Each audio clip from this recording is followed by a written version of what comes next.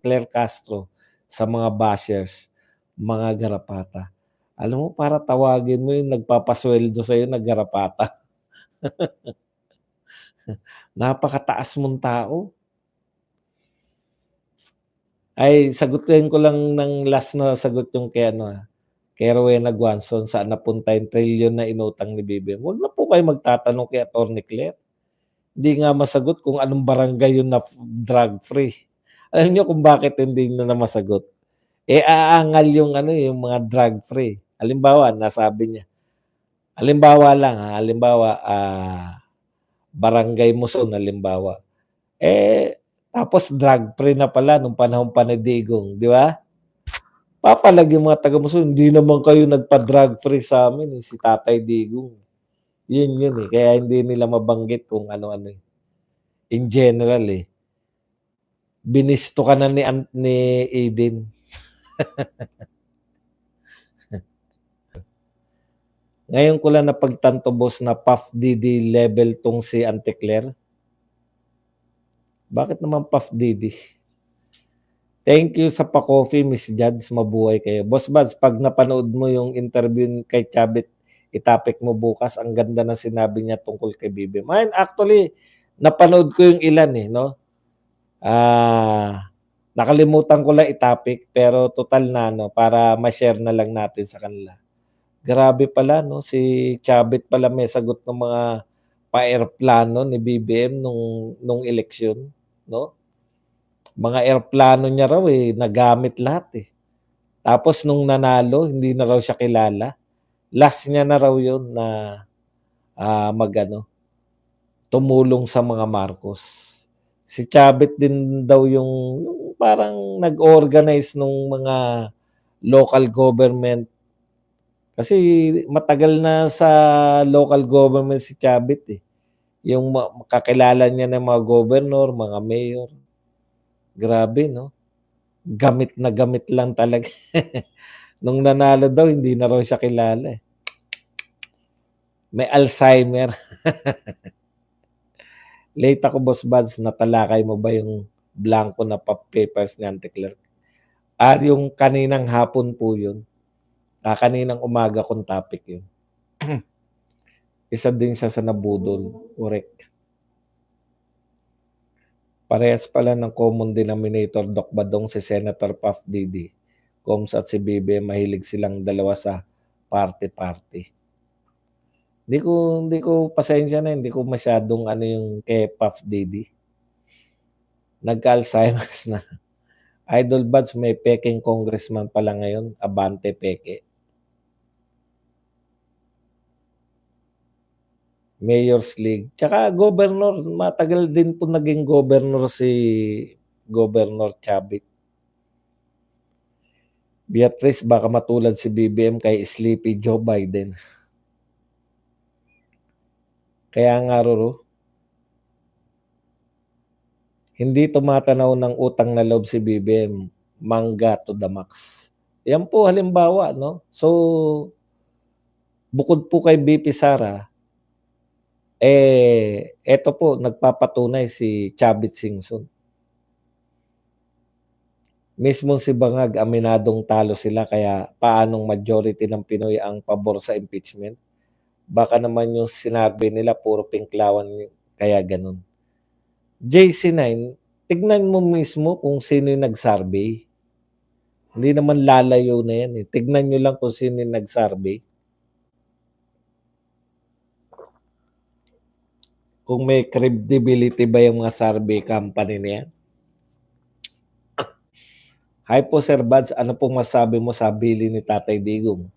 Na if ever man, sa Netherlands siya i-cremate at wag na iuwi sa Pilipinas. Thanks po. Ako, naniniwala ko na kahit ibilin niya yan, iuwi si Tatay Digong. Ngayon, kung sakali po, hindi ko kasi narinig yan eh, yung sa cremation. Alam niyo po, eto, uuwi si Tatay Digong. Ano man ang mangyari, buhay man o patay, nakunuds, bayani. Uwi si Tatay Digong na bayani. Hindi puwedeng hindi umuwi si Tatay Digong. Kung yan man ang huli niyang, tagubilin, eh, kinakailangan makadakot tayo.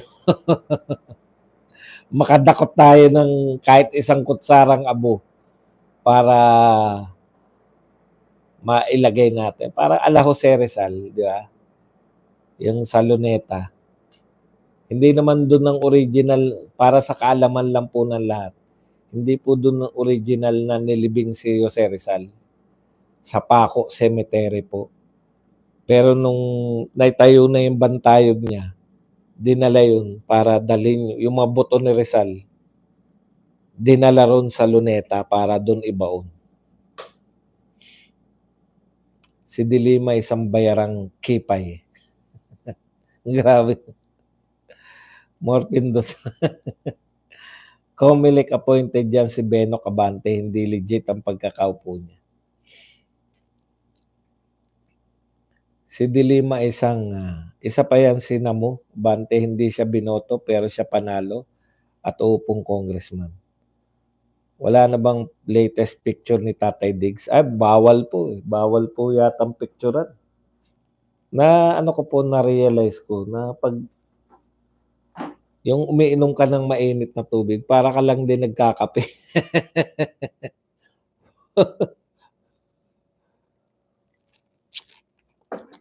Naiinitan ka rin. Same lang yung effect.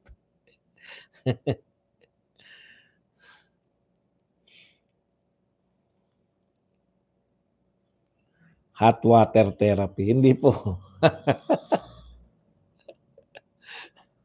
Wala na pala akong kape. Pero ano naman, meron namang mamaya pagkatapos natin bababa ako para magpakape. Ay magkape. Thank you very much sa mga nagpapakape, Isa pa lang. Ang babarat niyong mag-likes, mag-likes kayo.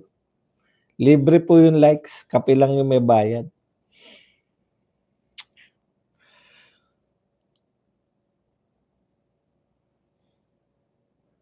Grabe sila. Talaga, Menandro, nag-uusap sila tungkol sa cremation, nagkokontrahan sila mag-anak, mag-ama. Grabe 'no?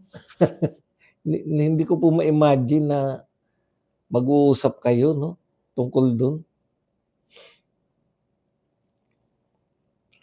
Ako nga kung talagang hindi maiwasan, BP, mangneno ka na lang kahit isang dakot na abo. Pero naalala ko yung pronouncement no ni Pierre na kapag dumating appointment niya, Doc Badong, papa-cremate ang remains niya. It feels really different after nung interview ni Ate Inday kanina. Panoorin ko nga yan. May pag-asa pa kayang makauwi si Tatay Diggs? Ay makakauwi po yun. Di lang natin alam kung buhay. Pero siguradong iuwi po siya. But hindi ako bilib sa necropolitics, pero sa ginawa nila kay PRRD, ginawa nilang bayani si PRRD at sementado na ang pagiging presidente ni BPISD sa 2028. Mukhang ngayon naman, mukhang sementado na eh.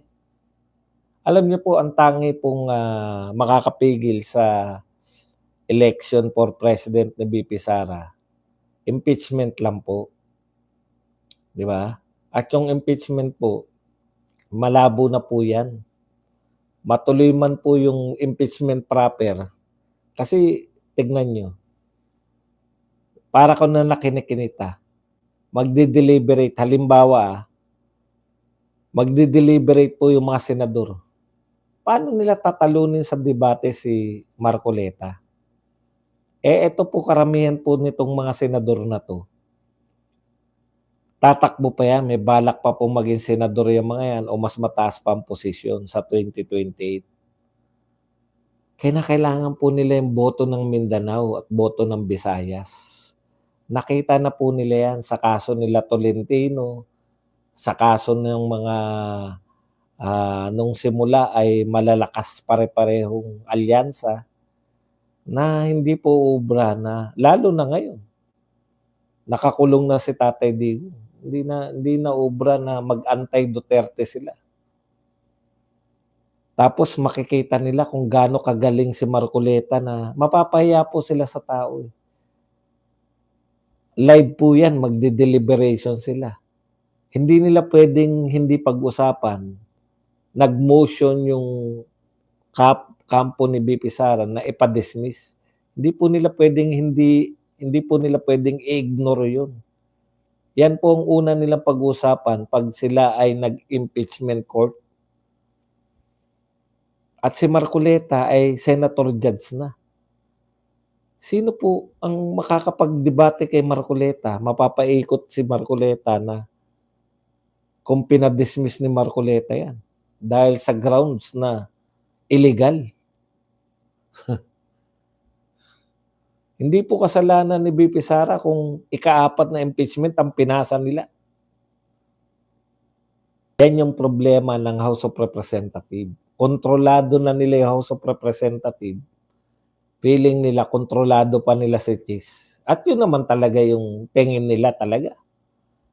Bakit? Bakit ko nasabi? Hindi nga nila pinalagan si Chis Escudero, eh. Nung sinabi ni Chis Escudero na tsaka na tayo mag-convene as impeachment court after na ng election. Bakit hindi nila pinalagan si Chis Escudero, yung mga congressman na pumapalag ngayon? Alam nila kanila si Chis, eh, di ba? Akala nila si Chis, hawak nila sa leeg. Kasi yung AKAP, akala nila nauto nila si Chis, eh. O sino ngayon na nauto? Si Chis ba o kayo? Ngayon galit na kayo kay Chis, di ba? Naghihintay lang pala si Chis, gano'n ang mga tuso, eh.